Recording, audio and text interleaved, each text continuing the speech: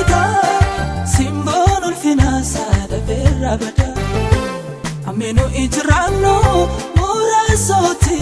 biyana fatti bigenya smith mi gupa wakati namni fonu fate akka margati dafe jolika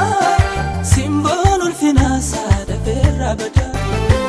amenu ijrano murasoti biyana fatti bigenya smith mi gupa wakati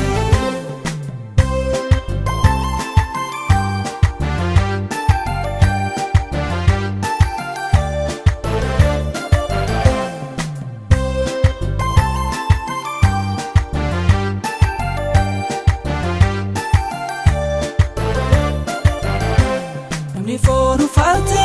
dafe jolika akka margati simbon bereda sama yeroti adu kana jalatti wanti godamu yero yertofi nu garol darbina biyya keenyatti namni fonu fate dafe jolika akka margati simbon bereda sama yeroti adu kana jalatti wanti godamu yero yertofi nu garol darbina biyya keenyatti namni fonu fate akka margati dafe jolika simbon ulfina sada verra bada amenu ijrano murasoti biyana fatti bigenya smith mi gupa wakati namni fonu fate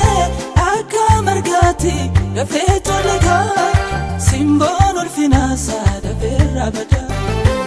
amenu ijrano murasoti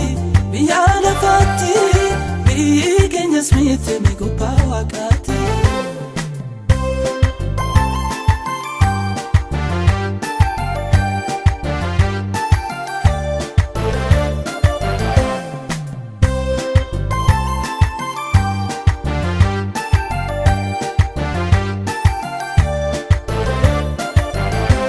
Barinama toko waka sadetama inabayate inuri binaf gedrabadate aminu ijrano baye murasa biyana farra nugarab dikamna biya wakara barinama toko waka sadetama inabayate inuri binaf gedrabadate aminu ijrano baye murasa biyana farra nugarab dikamna biya wakara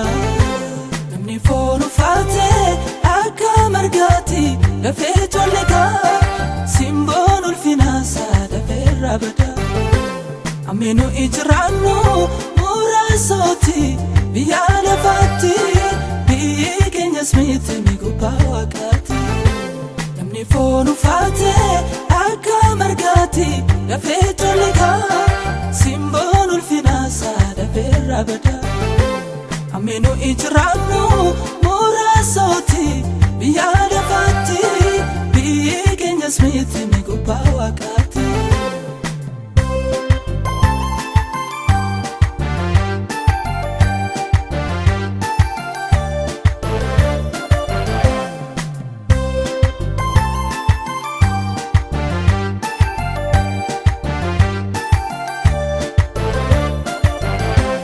Mafi karadem tura ya saba gofta undum tekenya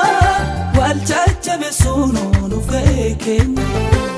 amadanne irmanuti madu tolota isawa kara jabada biya kenya jana gara mafi karadem tura ya saba gofta undum tekenya wal chachabe suno nufe kenya amadanne irmanuti madu tolota isawa kara jabada biya kenya jana gara namni fonu fate akka margati dafe jolika simbon ulfina sada verra bada amenu ijrano murasoti biyana fatti bigenya smith mi gupa wakati namni foon uffatee akka margaatti dafee colleekaa simboon ulfinaa isaa dafeerraa bada.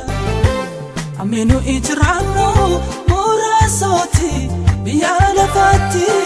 biyyi keenyas miti ni gubbaa waaqaatti.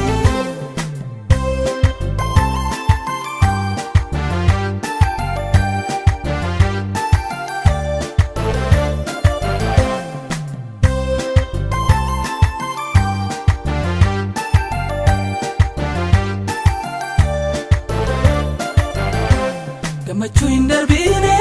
gammaduuf jirra biyya keenyatti dhaaltu isa waaqarraa yommuu taanutti. Nus mana achi qabna harki waaqayyoodha nuuf kan ijaaree dhiphina lafarraa keessaa dabarree. Gammachuu hin darbiine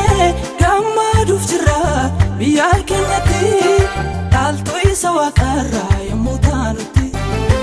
Nus mana achi qabna harki waaqayyoodha nuuf kan ijaaree dhiphina lafarraa keessaa dabarree. Namni foon uffatee akka margaatti dafee colleekaa simboon ulfinaa isaa dafeerraa bada. Ameenuu ijiraannu muraasooti biyya lafaatti biyyi keenyas miti ni gubbaa waaqaatti. Namni foon uffatee akka margaatti dafee colleekaa simboon ulfinaa isaa dafeerraa bada. Ameenuu ijiraannu muraasooti.